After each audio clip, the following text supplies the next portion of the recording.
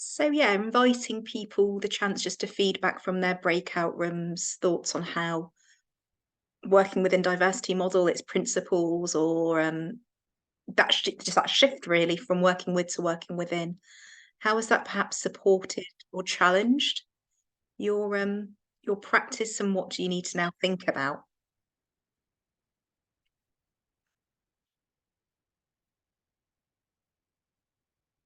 Anybody wants to share? Yeah, MT, please.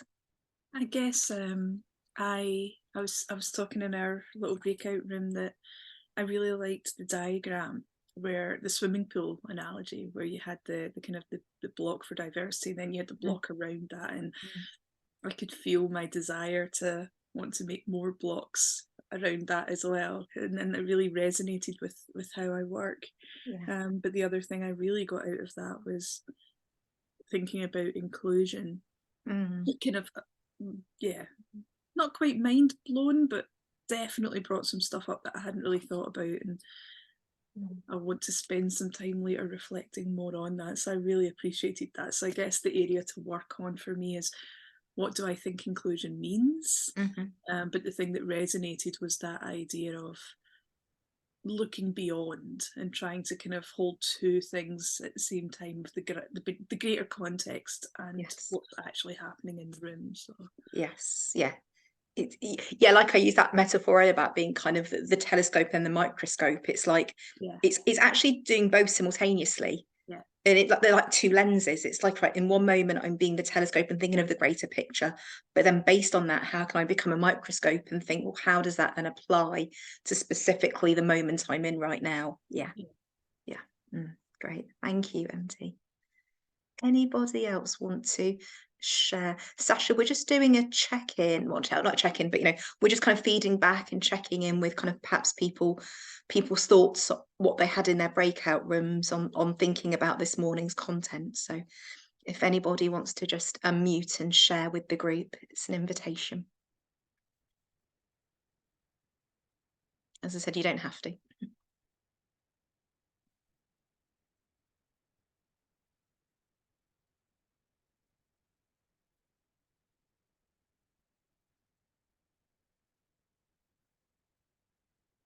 No, okay, that's fine.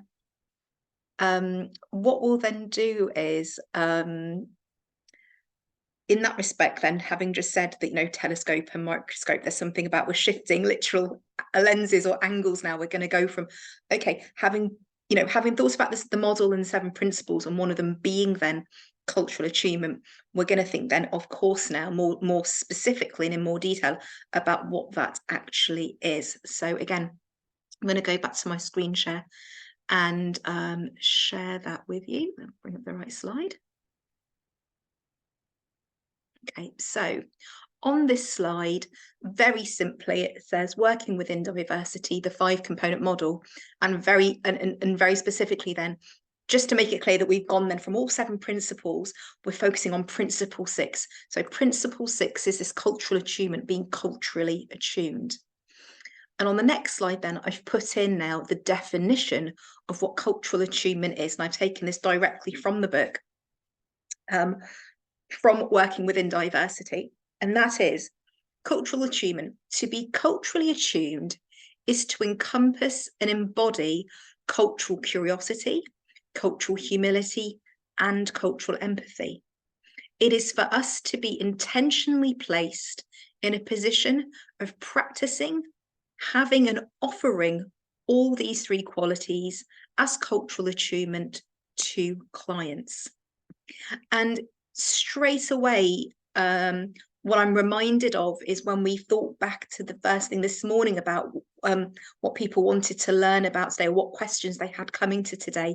A few of you actually mentioned these terms: cultural curiosity, cultural humility, and cultural empathy. And what's really interesting is that for me, whilst each of these are really important, what I wanted to really emphasize is that all 3 are needed. And when we look at what the 3 are in a moment, I'll give definitions for all 3 in a moment. What I really wanted to emphasize is that almost that idea of like the sum is greater than its parts. This is the idea of when we bring all 3 together, actually what we're doing is something really quite, I wouldn't say spectacular, but actually something really, really, really important to working and attuning to our clients. Hence, I came up with this term, cultural attunement. I still remember the day that I actually thought of that concept. So I've sat there kind of really thinking about these three terms, the curiosity, humility, and empathy. And I thought, but it's more than that. And so today we're going to really look at then, what does that mean? So that's the definition of what cultural attunement is. And for me, what we're doing is that we are shifting from cultural competence to cultural attunement. And I just want to make a real kind of important point about this, because culture, when I think about culture, yes, there is the identity characteristic of culture. So we can say for each of us, we all come from a particular culture. But what I'm actually talking about here is the attunement to a person's lived experience, which takes place in that wider social cultural context. And so for me, when we think about being culturally attuned, is to attune, to be curious, to demonstrate humility, to empathize with a client's experience, and to empathize with their lived experience. We can then start to see culture not again as a fixed element, but rather culture is evolving and infinite in its nature. There is no finish line to reach in learning about and understanding culture. And so to be I'll talk about that in a moment, but so for me, with culture then being infinite and evolving in nature, therefore being culturally attuned and to demonstrate cultural attunement is always an ongoing process. We never get to a point of going, oh, right, well, I know what it is to be culturally attuned, or I am culturally attuned. Here, I've crossed a finish line. For me, it is always evolving in nature, because ultimately it is about, am I being culturally attuned in that moment and connecting to my client through this curiosity, humility, and empathy? Okay. So it's a proactive process. It's an emergent proactive process in our work, in being something, not doing something, not knowing something, but being culturally attuned. And for me, then, it's always about, and this is why I talk about right at the beginning when I said it takes courage to want to learn this, because I think for me, the courage is not only what I said this morning about you're learning something brand new here in the profession, you're learning a brand new element of practice, but I think actually it takes a lot of courage for us to actually say that we want to learn to be and practice being culturally attuned, because we are always sitting in a position of not knowing. We are always sitting in a position of, what is it for the client? What does it mean for the client? I don't know. And I'm always learning. I'm always in a position of needing to be open to whatever the client is bringing me, as opposed to cultural competency, which is a position of knowing and saying, well, I know about cultures. I have knowledge, skills, experience, understanding of cultures, therefore I am culturally competent. For me, competence only acknowledges cognitive knowledge that we know about cultures, not about people, but about cultures. And therefore it places us always on a finish line, or that we're always trying to reach a finish line when we talk about cultural competency. Cultural competency says there is a finish line, there is a standard of competency that not only you need to know about, but also you must achieve it. Interestingly, cultural competency then is actually an oppressive term, because again, what it does is it places you in a position of needing to know something and hold it as power over your clients, going into a therapeutic relationship from a position of knowing. But it's artificial knowing. It's knowledge based on understanding cultures, not the individual in front of you. And it's also oppressive because it deems that there is If there is a competency around culture, it therefore implies that there's a finish line. And if there's a finish line, somebody somewhere has got to identify what's the standard, what is the competency, and therefore it can be measured. How can we possibly measure what we know or understand about cultures? Let alone, how can we possibly measure how well we know our clients, or how well we can attune to our clients? So I always talk about cultural attunement as always being on the starting line. It's being in this position of not knowing, because what we're doing in every single moment with our clients is relationally attuning to the client in front of us. So again, this shift from working with diversity to working within, shifting from cultural competency to cultural attunement. And I don't know about you, but when I think about that shift from competency to attunement, I feel that same way that when I first learned about with to within, that opening up of space, and almost that sense of, great, I now get to dive into the swimming pool and I can just find my way, I can just explore, I can just find my way swimming around the experience of my client, rather than, I don't know, here, Myra, here's an Olympic-sized swimming pool and we need you to be competent to climb up that 30-meter diving board and do us a triple pike, get 10 out of 10, and only then can you work with your clients. Like, you can start to see that when we talk about cultural competency, what it's doing is it's measuring what we can do in the pool, whether there's somebody else in the pool or not. And it starts to kind of it starts to sound quite ludicrous, doesn't it, when we start to think of competency in that way. Attunement for me is there is no external observer observing or measuring whether I'm competent, but rather what I am doing, I'm almost like internally assessing, am I attuning to my clients? Am I understanding them? And the only way the only way that I can measure that internally, it's not a tick box. It really is about, well, how's the relationship going? How's the work going? The measure is in the quality of the work and in the quality of the relationship, not in whether I have a competency before I've even got into relationship with my client. So cultural attunement is within the relationship. Cultural competency is about, what do I know before I've even met a client? And for me, that's oppressive, because it's assuming something about the person in front of me just because they might identify with a particular culture. And for an example of this might be, oh, my client is Muslim. I'll take that as an example because I myself am Muslim. My client is Muslim. So a cultural competency would be working with Muslim clients. What do I need to know about Muslims or the religion that can demonstrate that I'm competent to work with Muslim clients?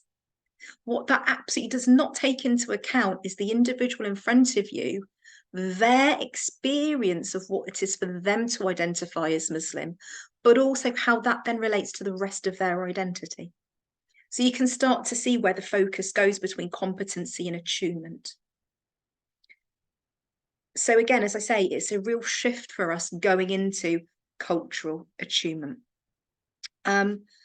So we're moving into a position of being culturally attuned towards a client's culture. And when I say culture, their lived experience in this social cultural context. And it's looking to the client's understanding, experience, exploration and reflections of how they view their lived experience and how they see their own identity and how that then influences and shows up for them in their everyday. So again, we're looking holistically at the client in front of us.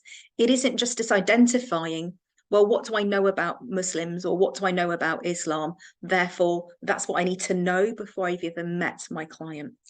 So with cultural attunement, we are attuning to the individual client and their unique context. Okay. What I'm going to do then is then think about what each of these three look like in particular. So having an understanding of what actual cultural curiosity is, what cultural humility is, and what cultural empathy is. Okay. So what I'm going to do, actually, before we kind of go into the actual definitions, let me just check in with everyone. I'm just going to stop sharing so we're back in gallery view. But just want to check in with everybody. Just initial thoughts and reflections on that understanding of cultural attunement. Of course, we're going to spend all this afternoon looking at how we actually do it and how we apply it and how we work with it and think about being culturally attuned. But as an initial understanding of what actually is cultural attunement, just perhaps initial thoughts, how does that sit with you? How does that, perhaps what it makes you think about your own practice? JD, put your hand up, please. Yeah. Yeah, it's making me think about somewhere where I used to work where we had a very large, the majority of the population that was affected was Muslim. Mm-hmm. And there was a lot of, because you're talking about cultural competency and not sort of, if I've understood correctly, it's not making assumptions, it's learning from the client. Mm-hmm. But I can see that there would be a need to also learn about someone's faith and culture. For example, in this context I was in, there was mass bereavement and there was a lot of some feedback of like frustration about, oh, they don't, like the therapists don't understand my distress over why I can't bury the deceased, or understanding the rituals around when someone passes away. I don't know where I'm going with this. I think because I've had that particular experience where it would have actually been beneficial for the therapist to have some basic knowledge about the faith and beliefs and grief and what our rituals are, because it was causing a lot of people a lot of distress when they couldn't bury their loved ones. No, I can totally understand that. It's really interesting. I've kind of paralleled it to the difference between inclusion and anti-oppressive in a way. Okay. When inclusion is the gateway into a space, and anti-oppressive being what actually happens in the space. Mm-hmm. Cultural competency is, what do you as a therapist need to go away and think about and learn? Because that will help you to understand about a particular identity characteristic. So not even specifically faith, it might be, not even specifically about culture, it could be about any identity characteristic. Yeah. However, once you're in the room though, a bit like shifting from inclusion to anti-oppressive, we're shifting from competency that we do in our own time to what we're doing in the room, which is then cultural attunement. Does that make sense? Mm-hmm. So for me, competency is step one. It's foundational in, oh, I'm working with a client that has a dominant aspect of their identity, this particular dominant aspect of their identity. What is it that I can do to go away and learn about that? But in order to help me then facilitate my cultural attunement with them, as opposed to a power over them and say, well, I know about this. Yeah. It also just, and lastly, is some clients I experience is almost like a frustration where they don't want to spend time teaching their therapist about their faith or their culture, and sometimes they might just prefer a match and assume that the therapist already has that pre-existing knowledge. So I think there's a lot there. Well, I think there is, and I think what I want to briefly say to that is there are two things simultaneously going on here, which is we can know, a competency, or we can have knowledge about a particular identity, community, whether that's to do with sexuality, gender, ethnicity, or faith, and any identity characteristic. We can know about or go away and learn about a community. But when we're culturally attuning to a client, what we are doing, though, we are exploring their experience of it. So I totally get that, clients don't want to teach us about faith in this example. It's not that for me is competency gone wrong.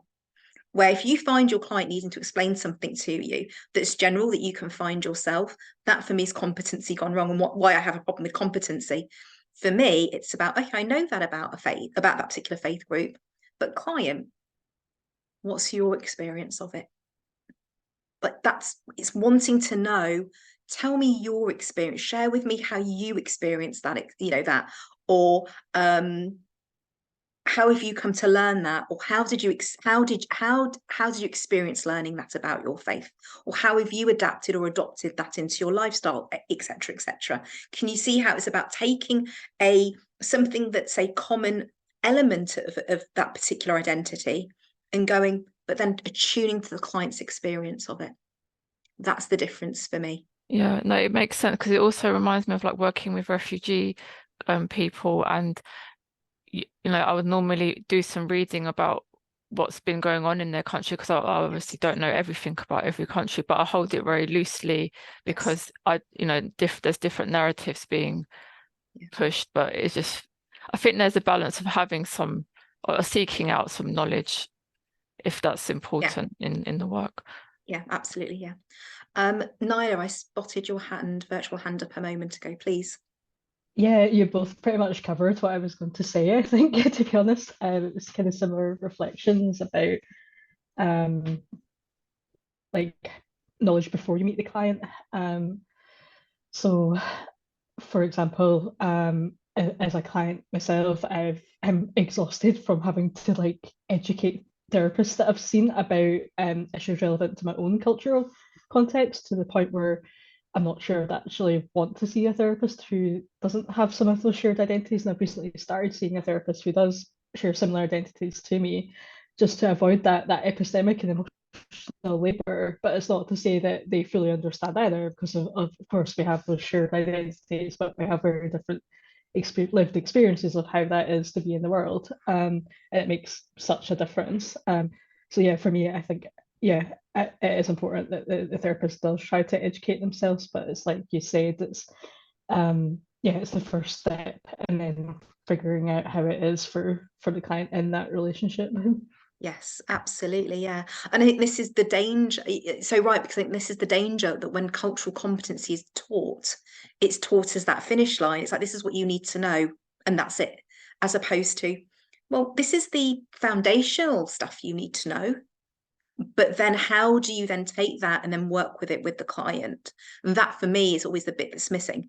Hence why cultural attunement opens up the space to go, we now get to have the advantage or the fun of now diving into that swimming pool together and exploring, client, what your experience of it is, rather than, I'm not going to jump into the swimming pool for you to teach me how to swim. That's not what this is. And I think that's the problem with cultural competency, is it's the two of you diving into the pool and your client spends all that time teaching you. It's like, no, you should already be a competent swimmer when we're culturally attuning to a client, if that makes sense. Yeah, you can see, absolutely. Yeah. It's such a great metaphor. Yeah. So yeah, there's something for me around, what is it like? I can go and do my own swimming lessons. Like, I don't need my client to give me lessons. I can do that on my own. But where I do need to be in that pool with my client is when I'm doing the work with them and their experience. And I think, again, that really reinforces this idea of two identities in the room. For me, on my own, I can go away in my identity and learn about other cultures or other faiths or other groups and communities. It's not the job of my client to teach me about theirs. So yeah, really important points everyone's making. Yeah. Anybody else, just kind of initial thoughts on cultural attunement? Sarima, yeah. So something that's coming up for me from all of this is just a very basic thing that I put in practice. I'm not sure if it's aligned to this or not, but we know about the basic knowledge. For instance, if someone is coming up with symptoms of anxiety, we do know theoretically what is anxiety or what sort of symptoms might be presenting. But what I prefer to do is having my client's own definition of how they experience anxiety, because for them, anxiety might not always be just having that, that empty feeling, or that feeling that, the world is spinning too much or something. I've observed that everybody has a particular definition. I think for me, what's more coming up is like, culturally being attuned would be me opening up that space, which is the anti-oppressive model as well, that yes, I am giving you the space to discuss your experience, but I'm willing to hear your experience, not what I have learned generally about this experience. My identity as a woman, I might have experienced a lot of things as a woman, but that doesn't mean that every single person of every single gender identity over here would have the same experience that I've had. So I think culturally being attuned would be constantly checking in that, is my client holding their truth in their therapy? Are they, given that space to be heard and seen for exactly who they are, rather than me assuming that, this might be what they might be feeling. So yeah, that's all that I'm thinking about. Yeah, that's spot on, Sarima. I think it's, again, where my mind has gone back to is, it's funny, and I love that example. Like we wouldn't do that with working with any particular presenting problem, like working with anxiety. Like my theory, my modality understands anxiety in this way. So client, therefore, you must be experiencing it in this way, and I'll interpret it for you. It's funny how the moment we start thinking about identity or culture or diversity, for some reason in our trainings and in our profession, we all of a sudden switch into a competency model, and we go, oh, now I need to learn or know about this and take that into the room and apply it generally. Like you said, that example of being a woman, like we wouldn't do that with gender. So why are we doing it all of a sudden that we think about culture? Or the moment we start to go, well, my client is different from me, in inverted commas here, therefore I must be competent in working with them. It's, and I think this goes back to the fact that we call it working with diversity. I think that actually sets up this problem then. I think the term, excuse me, I think the term working with diversity sets up the position then of cultural competency. Like they go hand in hand. So we wouldn't, as you said, we wouldn't do that for presenting problems. We'd go, okay, I've got some understanding, some theoretical understanding of this particular presenting problem, but client, how do you experience it? We do that, don't we?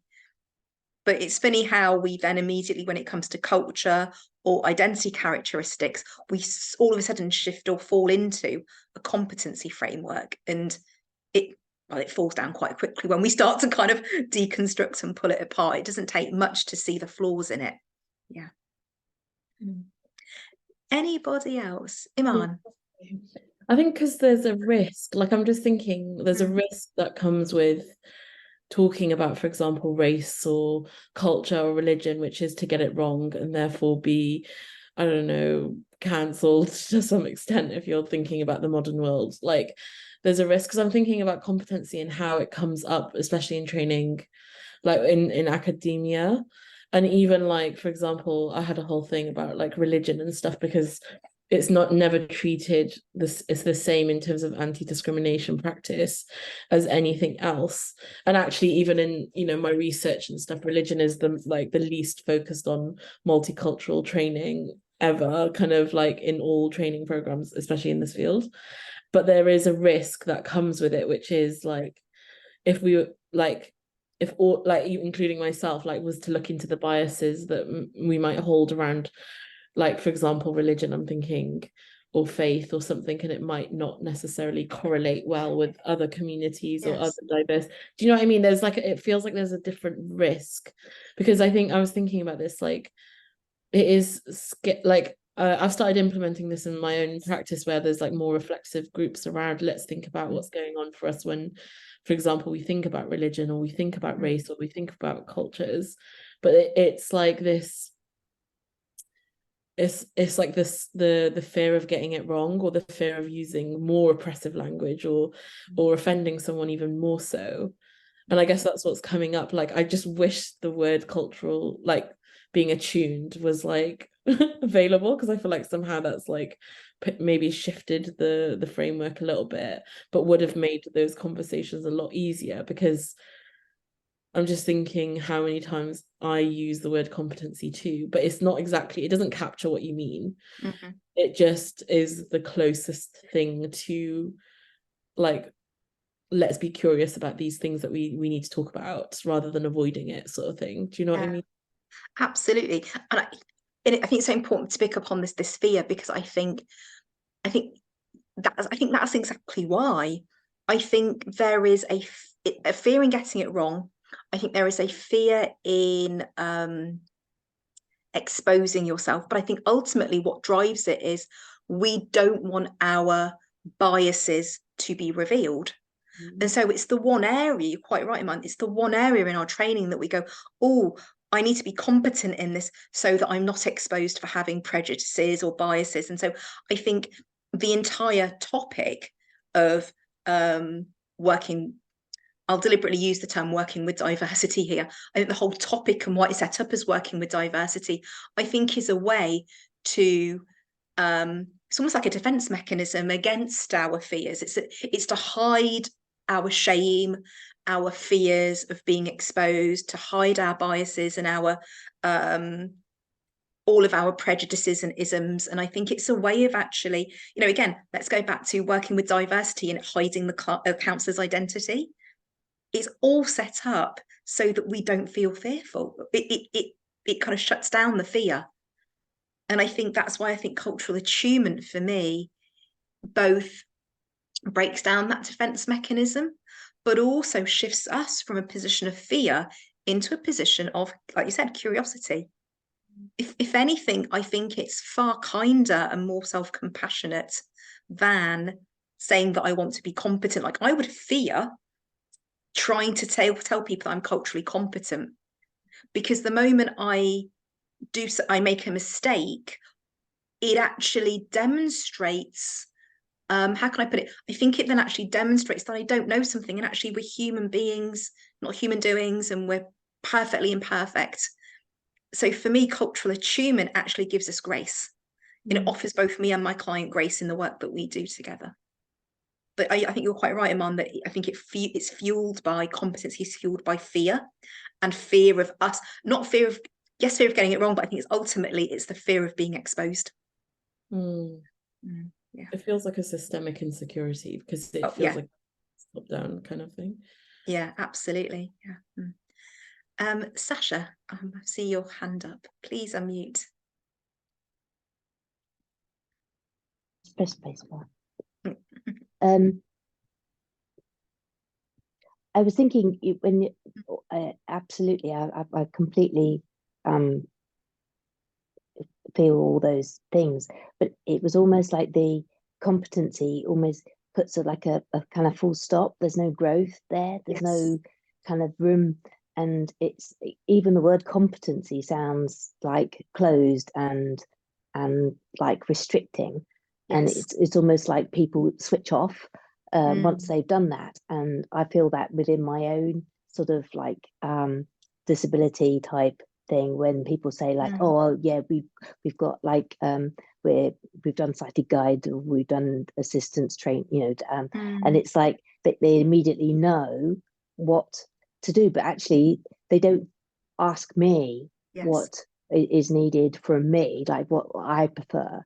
It's just like this global thing of how to treat people with a disability, whether it be visual impairment or hard of walking or anything, and that's why I just feel like competency is a bit of a stuck word for me. Yes, yeah, absolutely.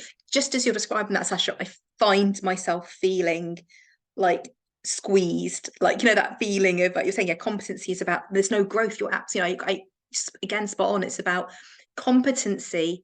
For me, is very, very, very near to complacency. Like, oh, once I know it, tick box, I've got the CPD certificate. Now I know something about particular client group or culture. That's it. I now know it.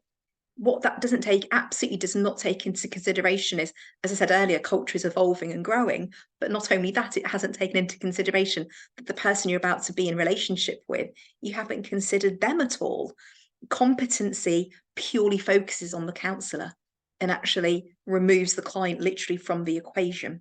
So yeah, the idea of being stuck and there's no growth in it, I think, yeah, you're quite right. Yeah. Hence why I feel like it's so close to complacency. You stop learning, it's competency is a knowing thing as opposed to a being or doing thing. And it becomes a tick box. Yeah. Okay. Any anybody else before we move on to the next bit? Because what we're going to do next is, I think, really important that we take those 3 elements of attunement, the curiosity, humility, and empathy, and we look at each of those in turn, because again, really important to understand what we mean by all 3, because we're wanting to do all 3 together when we attune. One on its own, I think, is one on its own is still good because it's moving us away from competency, but all 3 together we'll really start to see just how powerful it is all together. So again, I'm going to screen share and I'll read out the definition. So we're going to just walk through each one. Okay, so specifically then we're looking at cultural humility. Okay, and I'll read out the definition. Again, the definition is taken directly, of course, from the book as well. So cultural humility is to be respectful of people's experience of systemic inequalities and their social locations. It asks us to take up a position of humility and non-judgment to everyone and the diverse lived experience they have had. I'll just read that out again. Cultural humility is to be respectful of people's experience of systemic inequalities and their social locations. It asks us to take up a position of humility and non-judgment to everyone and the diverse lived experiences they have had. I'm just going to leave that up there for a moment, just give everyone an opportunity just to sit, reflect, capture any thoughts or feelings that you have in response to what cultural humility is.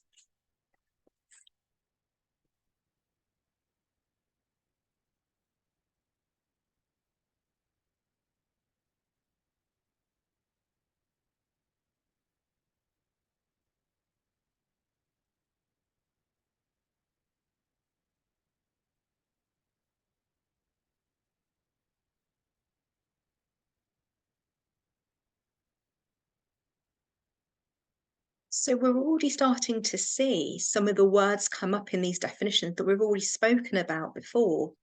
So it's to be respectful of people's experiences of systemic inequalities in their social locations.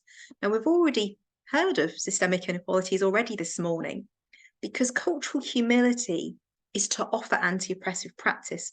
And if we think back to the 7 principles that we covered in the model, very specifically, cultural humility really does focus on principle number 2, which is that we are acknowledging that there are systemic, structural and social inequalities and oppressions, that in order to demonstrate and offer cultural humility, we have to recognise that we all exist within these structural systems, these structural and systemic inequalities and oppressions.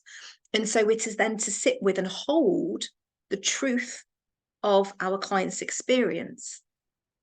Humility is also to acknowledge that we also exist within these systems and we have our own experience of them as well.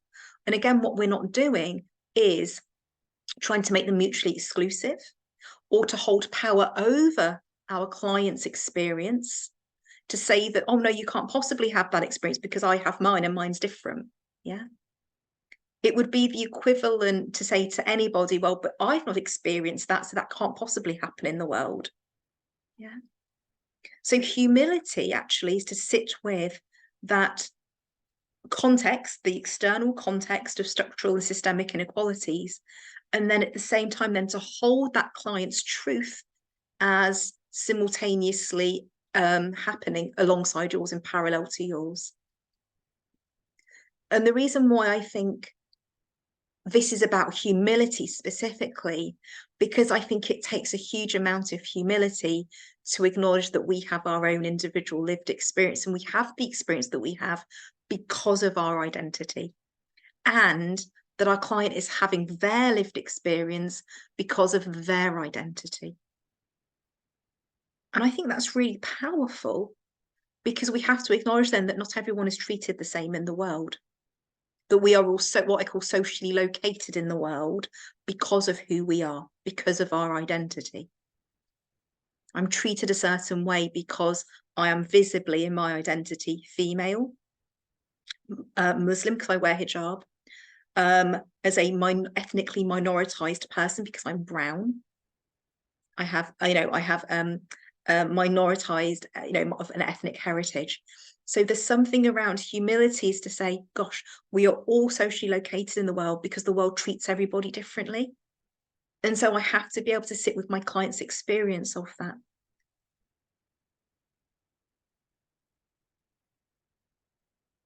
And it's about acknowledging then that because of our identities, we can each of us is going to hold power and privilege and advantage in some of our privileged identities. Simultaneously, we all also hold oppressed aspects of our lived experience through our oppressed identities as well. So we're not sitting here and going, everyone is either privileged or oppressed, but rather in each of our intersectional identities, we each hold both privileged identities and oppressed identities. So again, can we sit with the humility of our own identities and simultaneously hold that identity of our client? Can we sit with their privileged identities if for example, that very privileged identity in my client is the identity that oppresses me? That as a brown person, as an ethnically minoritized person, that if my client is white, they hold a privileged aspect of their identity that is at the other end of this oppression spectrum to me. But can I hold their lived experience with the same level of value and truth and trust and respect and value that I do my own? So you can start to see how it does take humility to be able to sit with our own lived experiences in relationship with our clients.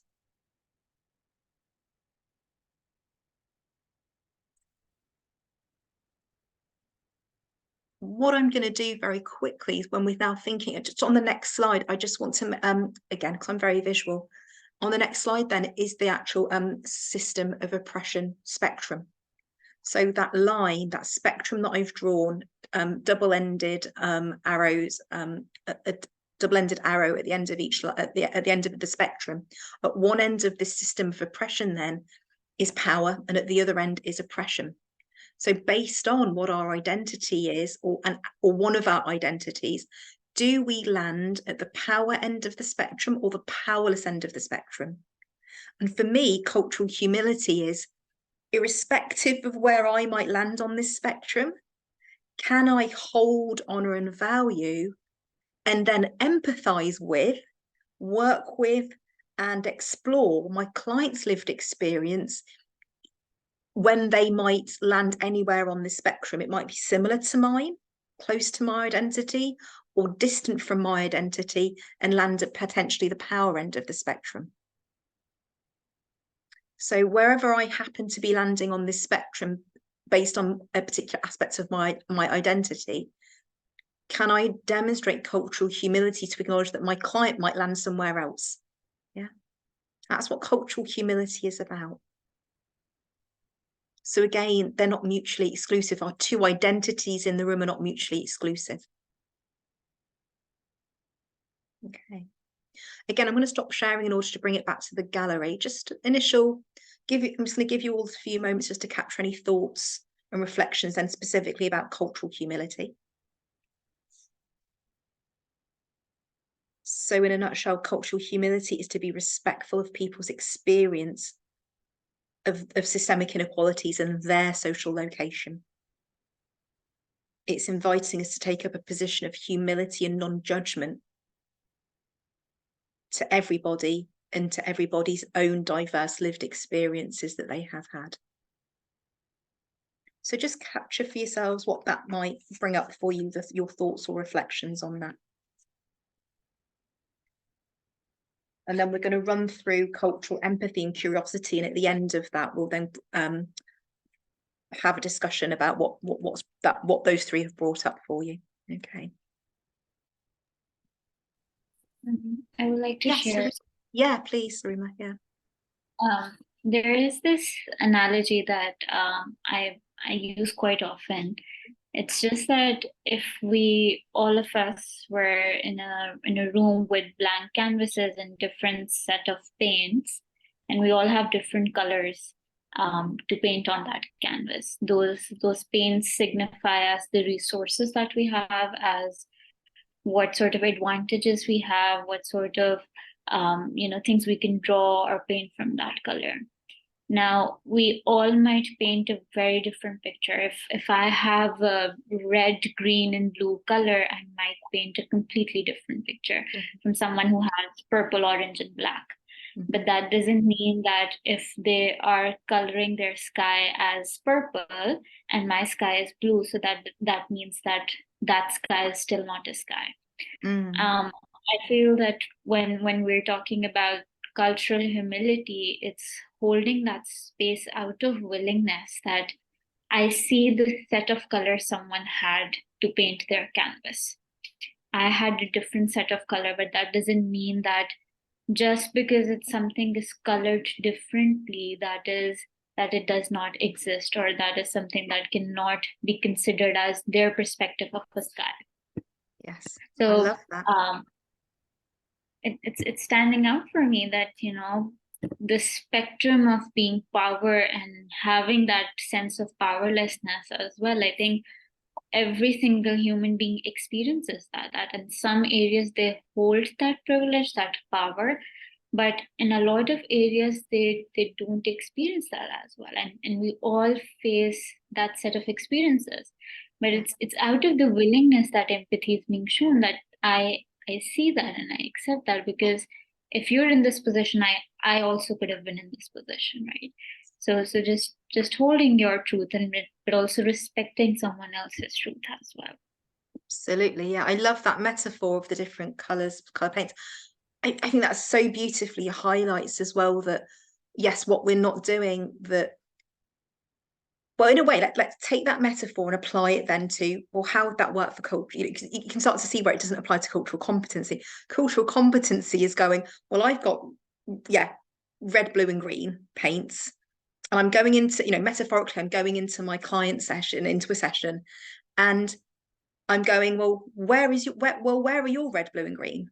And why don't you have them? Because, well, you're from a particular community, so you must have red, blue, and green. So you can start to see where what we're doing is we're taking in our colours, or not even our colours, but the colours we expect them to have, and going, well, where are they if you don't have them?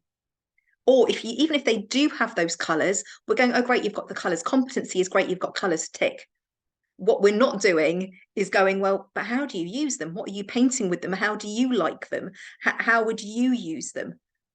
Is there a colour that you don't particularly like, or which one's your favourite? You can start to see that if we take that metaphor, competency then is purely about what colours they do or don't have, or we expect them to have, not what they're doing with the colours, nor asking them why they've got the colours that they do happen to have, even if they're not the colours that, well, from a competency point of view, they should have. Yeah, what a great metaphor. Thank you for sharing that.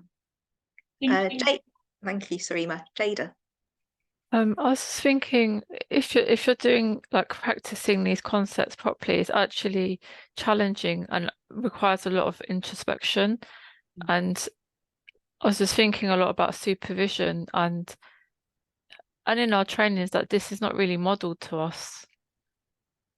And so if you're not having a space, for example, in supervision, where either, is your therapist and supervisor even exploring these dynamics within your relationship, it just feels like we've got a lot of work to do as individuals and as a collective in our profession. Yeah, and I think that just highlights the shift that we're making.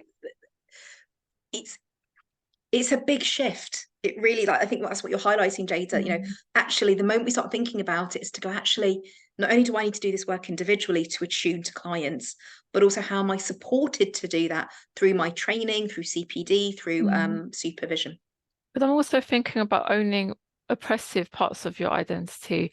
That's very challenging for a lot of people to sit with. But then I'm thinking about how my clients position me, which sometimes they might put me incorrectly in a position of being of an oppressed identity because they erase parts of my identity. Yeah. But then there's really not much space to, like, professional spaces to unpack that and explore that. Yeah.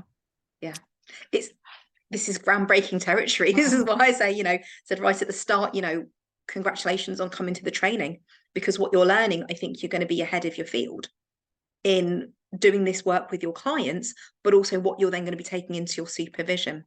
It does give me a quick chance to plug the fact that the book does also include then anti-oppressive supervision as a whole brand new model, exactly for this reason. And training coming up to cover that as well, because for me, absolutely, it's not about just supporting therapists to do it in your own practice. It's also supporting supervisors that can then support you as the therapists, as the supervisees, to then have that, as you said, Jada, that professional space to think about these things. Because how many of us go into supervision and our supervisor is asking us, well, tell me, well, let's start off with what's the intersectional identity of your client that you're working with? When really that's like a fundamental aspect of where we start when thinking about our work with clients. Or equally asking you, that's my other starting point in supervision, what's your intersectional identity? Where are those spaces and conversations being had?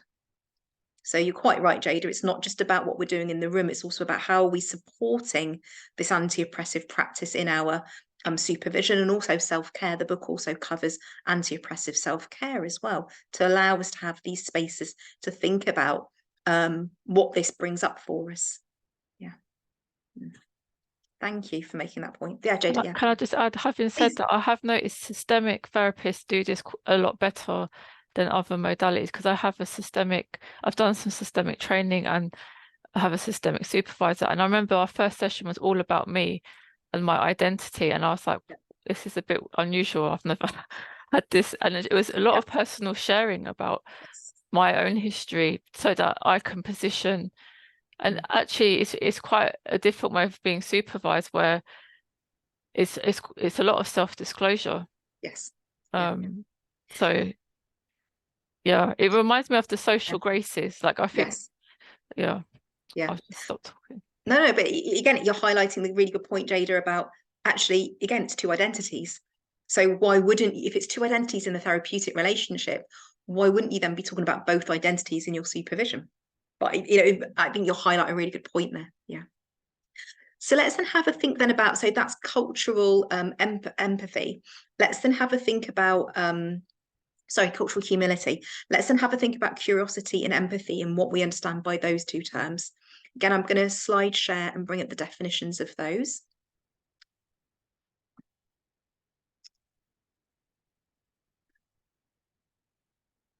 So cultural empathy then is to take up a position of openness and willingness to see the client fully in their intersectional identities and to empathize with their experiences and be willing to feel and be affected by their lived experiences.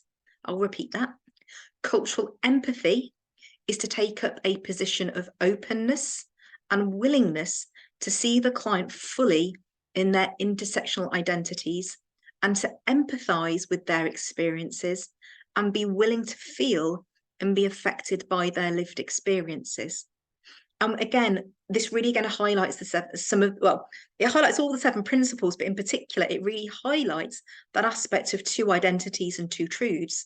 It's about, are we willing to recognize that and see our client fully for their whole identity and to hold that kind of holistically in the room, but then also to empathize with their lived experiences and their, let me say that again, willing to empathize with their lived experiences because of their identities. I think so often we talk about empathy as a core condition and it being empathizing with how the client feels.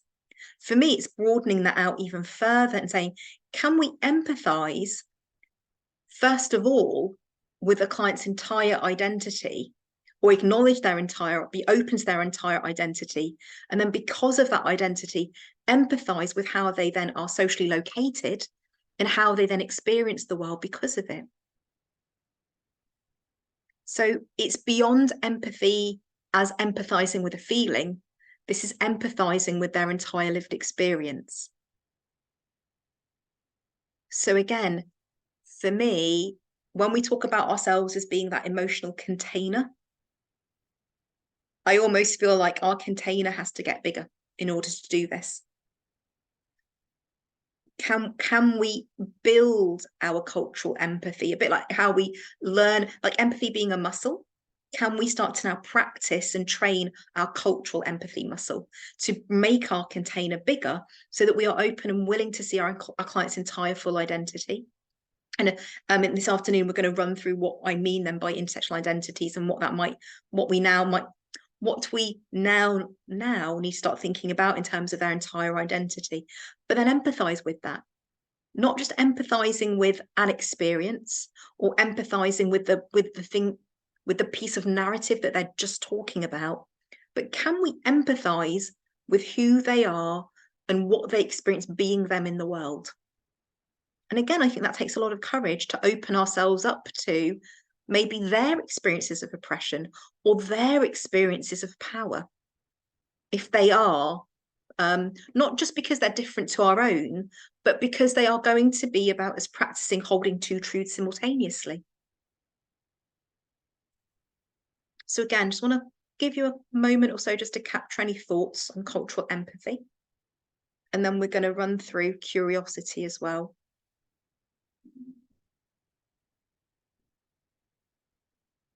So just a repeat of cultural empathy is to take up a position of openness and willingness to see the client fully in their intersectional identities and to empathize with their experiences and be willing to feel, to let it in us, be willing to feel and be affected by their lived experiences, to be that open container. Again, those of you that I've previously taught, the metaphor I always use is that we're a washing machine. And do we have the capacity? Do we have the space to be that open door of a washing machine and to let in their laundry? Or do we find ourselves perhaps being full at times? Do we perhaps at times recognize that there are certain bits of laundry that we don't want to take in and feel? So again, this is just as much about knowing ourselves and where we're at with their material and with their identities, as much as it is about what they're actually bringing. It's not just about empathizing with what they bring. It's about, can we let it in? Do we allow ourselves to, do we allow ourselves to feel it and be affected by it? So I talk about ourselves being this emotional washing machine. Are there certain bits of laundry that we don't do? We find ourselves going, oh, I let that bit in, but now I notice that when they then talk about this particular aspect of their lived experience, I'm struggling to empathize with it. Now, I'm not saying that that's right or wrong. This very much is about acknowledging, again, that when we're in relationship with our clients, being aware of what's going on. Are there aspects of is there something going on in the process and in what they're bringing that we're going, there are parts that we can bring in and parts that we can take in and feel, and other parts that we find ourselves shutting that washing machine door on. Yeah. Jada, I see your hand up, please. Yeah, I was just going to add, it's making me think about some clients I work with where, and just being very aware of dominant narratives in society about, and then which, like certain groups' narratives are erased or they don't get the same space. So I'm thinking like within minoritized ethnic groups that there's also minoritized groups within those groups. And yeah, it's been very interesting to try and grasp that there's different experiences within a collective experience, and that I think it's challenging, but I think it's I don't want to give too much information. Sorry if it's not making sense, because I don't want to talk about client cases here, but it is really just eye-opening in terms of like just being very aware of certain narratives that are dominant, and then there's like subjugated narratives. And then do we have space to listen to those and learn from them? Yes, absolutely. And just as you say that, Jada, it's about, again, how are we conditioned perhaps to, with that being that emotional washing machine, how are we conditioned to perhaps let certain narratives in And at what point do we shut the door and go, oh, well, oh, I've not heard that before, or that goes against my understanding of it. Again, this is why competency is oppressive, because if we're listening to a client's narrative and it doesn't match what we've gone away and been competent about their particular community or group, and it doesn't match, are we actually unintentionally or intentionally maybe shutting our emotional washing machine door because their narrative doesn't match what we've gone and done competency training on? So are we starting to actually dismiss aspects of our clients' lived experience because it doesn't match with what we think that they are experiencing? Or even narratives we've grown up with. Yes. About our histories and so forth. Yes, yeah. So yeah, absolutely a position of openness and willingness, but also again courage to go, no, I need, sitting with a client's lived experience and their narrative of something perhaps that does challenge our preconceived knowledge, expectations, assumptions, projections. Yeah, really good point, Jada, thank you. And then finally, the third one, cultural curiosity. So again, reading out the definition here. Cultural curiosity is to approach our work and clients from a position of curiosity and interest, to allow the work to unfold from a place of not knowing, and offer the space for clients to make meaning themselves of their lived experiences. Now, straight away, I'm going, can you see the complete 180 we're doing in a way from competency? It's the complete opposite of competency. It's going from a place of not knowing rather than knowing. It's coming from a place of giving space for the clients to make meaning for themselves, not coming in with a competency of saying, I know, and therefore, client, this is your experience.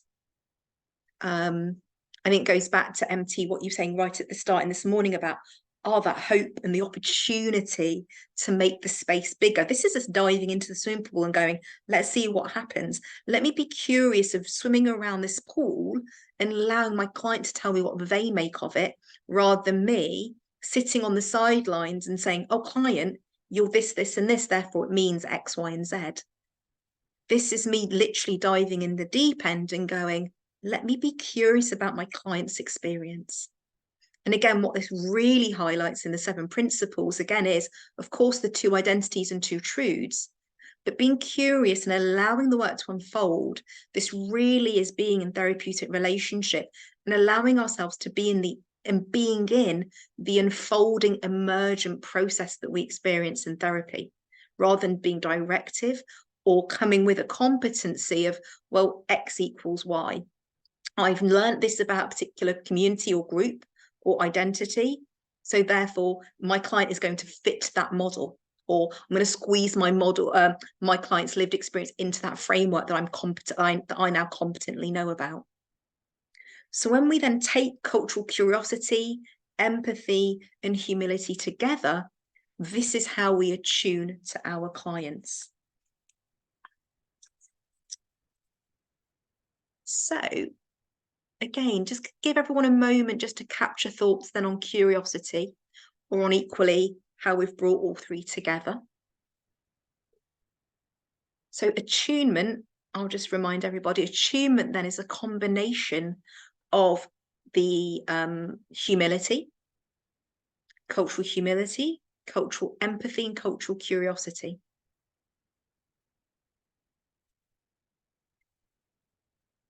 It is the humility of being non-judgmental and sitting with a client's truth. It is to empathize then with their truth, and then it is to be curious about their truth. And those 3 together means that you can see why when you put all 3 together, what they add up to is being on the starting line of not knowing, because the process of attunement is the process of the unfolding, evolving, and exploration of a client's lived experience. There is no way that we can be competent in that before we've even done the process. The being in the process is being attuned. It doesn't allow for competency, because there is no space for competency in attunement or in an unfolding emergent process. As we said earlier, the competency is what comes before all of that. Sasha, yeah, see your hand up. Please unmute. Yeah. I'm going to bring it back to gallery view as well, just so that we can also hear and see you, please. Yeah, Sasha. Oh, you've muted yourself, Sasha. Sorry, Oh, there you go. yeah, No, you're there. Yeah. For me, curiosity is, I get excited by curiosity because that's my opening part of how I begin to put the other two, the empathy and the oh, help me out, I forgot to. Sorry, humility. Yes, like I say, but obviously humility is also maybe they all come very close, but I think curiosity for me is like, you know, what's going on here, what's happening, it's like I almost like open up to everything. It's like my doors are open, like the Bunsen burner, like I don't know what it is, it's something there that is and I get very excited. But one thing I was wondering about as you were talking is that maybe sometimes when clients come in, notice possibly one of mine is like when it's almost like they put you in that power that you're to know, you're leading them, but actually it's like they're leading you into their kind of lived experiences and things, and it's almost like you're not pulling back, but you're almost kind of sitting back waiting to be led in, sort of invited. And sometimes hesitancy can come from them into like, well, you know, what do you think, what's happening, you know, all this kind of stuff. And I think curiosity is like, oh, you know, that's where it's like, I'm wondering where, and to help you into their world of lived experiences, and but keeping your own truth there somewhere, you know, like there to be acknowledged and kept. So I don't know, I just get excited about curiosity. I think that the metaphor, and probably Sasha, you've heard this from me before, but the metaphor that always comes into my mind is the metaphor of Narnia. Bear with me if you've not heard this, well, bear with me if you've already heard this before, but for me, I always talk about this this metaphor of when we are culturally attuning to our client, when we are entering a client's world, it's as if we're entering Narnia. What we're doing is we're walking through the wardrobe, and by entering Narnia, it is a world that is simultaneously both familiar but unfamiliar to us. Like, it looks like the world that we live in, but we're not experiencing it in the same way. And so for me, there's something around, if we think about when we enter the world of our client, it's like going into Narnia, in that we're going, well, I can identify what physically is in this world for the client. Like I can see, you know, in Narnia, there's the lamppost, like there are the trees, there's the snow. Like I can name and identify the objects, but I don't know what they mean for the client. I know what they mean for me in my world, but I'm not in my world, I'm in my client's world. So for me, cultural attunement, and particularly curiosity, is being curious about, oh, client, I spot a lamppost. What's the meaning? What's the significance for you? You know, and of course, these objects are metaphorically a part of the client's narrative or lived experience. But that metaphor helps me to always remind me to go, to not fall back into competency. So whilst the client might be talking about a lived experience that I have my own experience of, or something I'm familiar with, what I'm not doing is doing a classic competency answer, which is, you know, every time you hear a client say, oh, Myra, this experience, blah, blah, oh, you know, the you know for me is a prompt always in my mind to go, well, I'm curious how you make sense of it. I'm curious what you understand of it. I have my lived experience of it, but that's not going to be the same as yours. For me, that phrase, you know, is for me it's like a light bulb goes off in my head every time I hear it. Because if a client is telling me that, it gives me an opportunity to be curious about their experience of it, but it also reminds me to be curious, to demonstrate that humility and empathy and say, Myra, I might have a similar lived experience, or I might be from the same culture maybe, or same faith, or we have a shared identity characteristic. But what I won't do is every time a client says, oh, Myra, you know, I never agree with them. I don't say, oh, yeah. Because what I'm missing then is the richness of their lived experience for it. A you know answer at the end of a sentence will always be a prompt to say, well, tell me more. I have my experience of it, but I'm really curious to know your experience. So that's how I respond every time a client says, you know. If I find myself saying it, I'm also then doing that bit in reverse. And what I'm then doing when I catch myself saying, you know, what I have done then is I have taken my client and pulled them into my world by mistake. And I realize now that I've walked back through the wardrobe and back into my world, and I've brought my client with me. So what I need to do is again, I share my workings out with my client. I said, I'm mindful I've just said that. However, I know that what I'm talking about is my experience. Let's go back into your world. What is your experience of that? So can you see how a you know answer for me is a really good indication of which world am I in? And have assumptions been made based on what I call a cultural closeness between me and my client? We'll talk much more about cultural closeness this afternoon, but that for me is an indication of culture. Again, for me, that's an indication that I've fallen from cultural attunement back into cultural competency. A you know is a competency thing.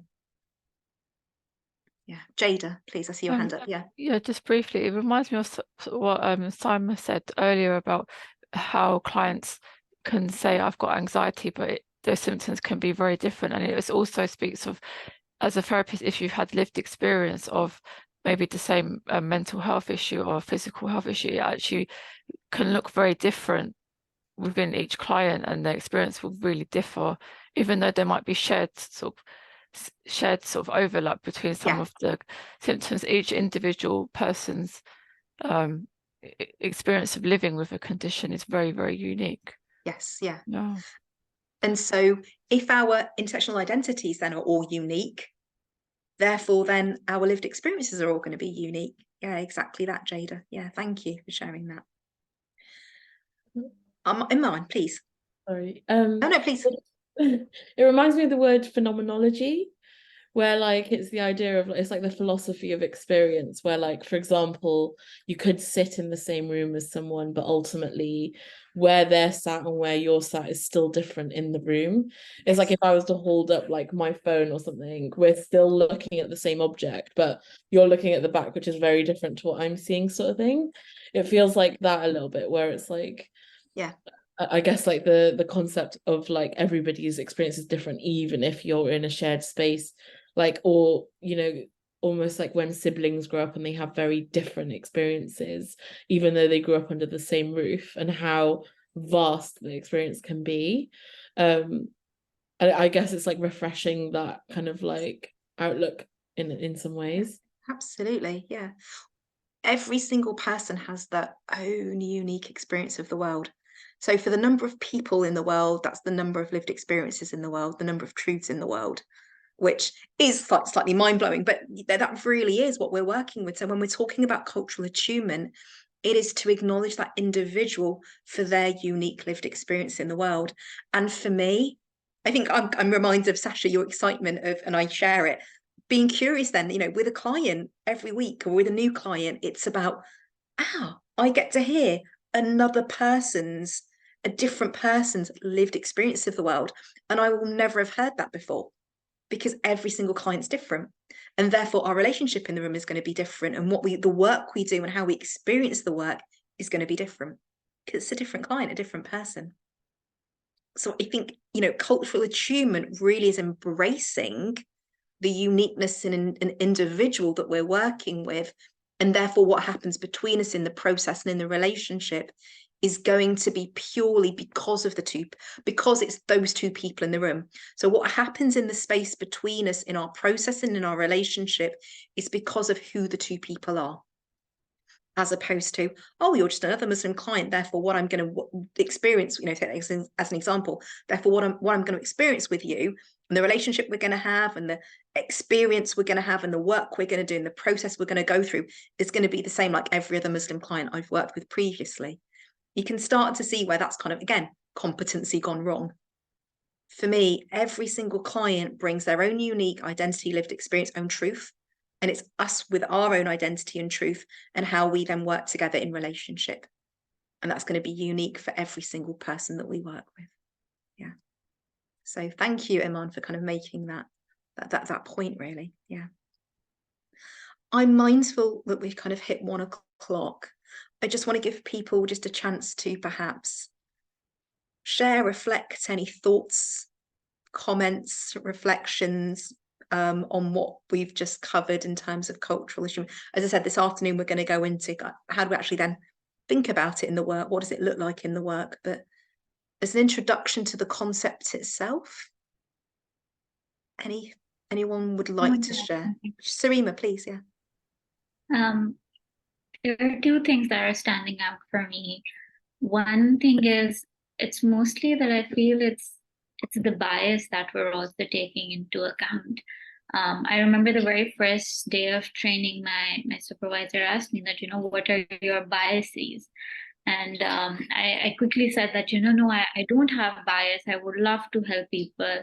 And she was like, are you okay if someone chews pretty loudly? And I was like, well, no, I'm not okay with that.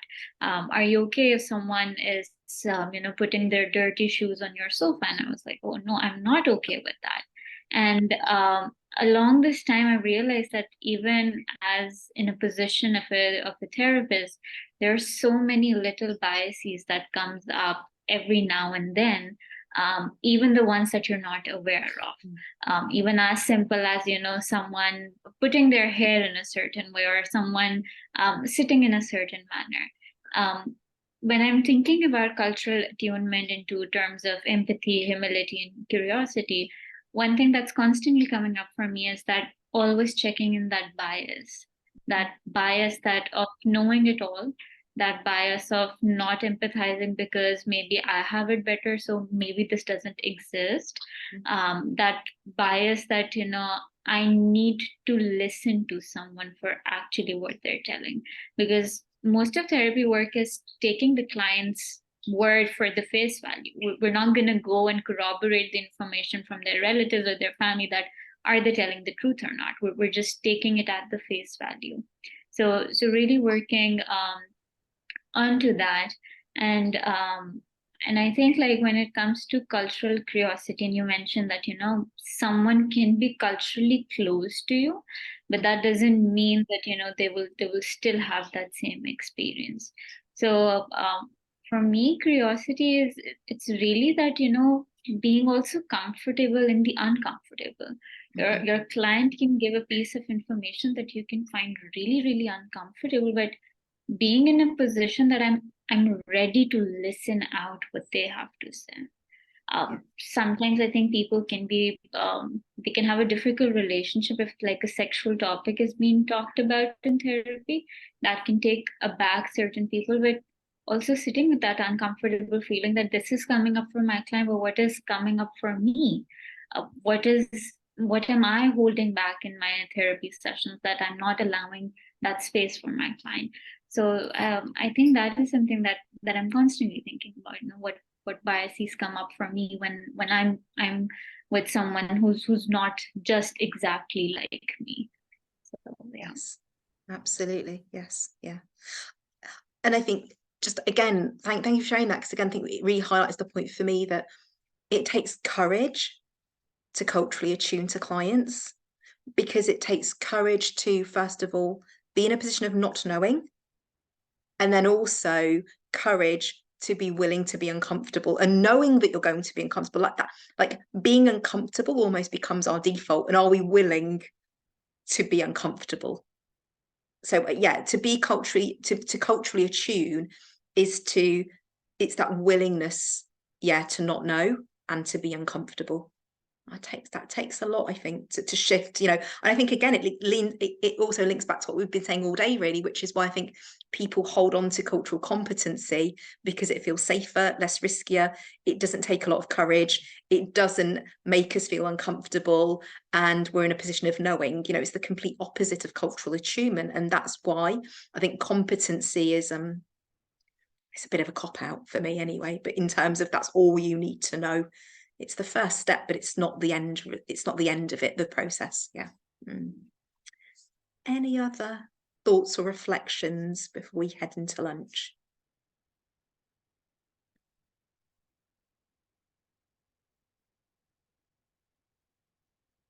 No? Okay. I appreciate a lot to digest metaphorically, but please go now and digest some actual food. Where are we? 5 past. So if we come back at 1:50, 45-minute break, come back at 1:50, and then we'll dive then into how we then think about working and understanding it in practice itself. Okay, so back at 1:50.